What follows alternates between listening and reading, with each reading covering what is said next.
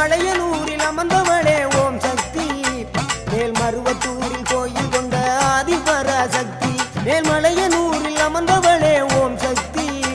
மேல்மருவத்தூரில் கோயில் கொண்ட ஆதிபராசக்தி மயிலையிலே வாழுகின்ற முண்ட கண்ணியம்மா மாங்காடு தனி வாழும் காமாட்சி அம்மா மயிலையிலே வாழுகின்ற முண்ட கண்ணியம்மா மாங்காடு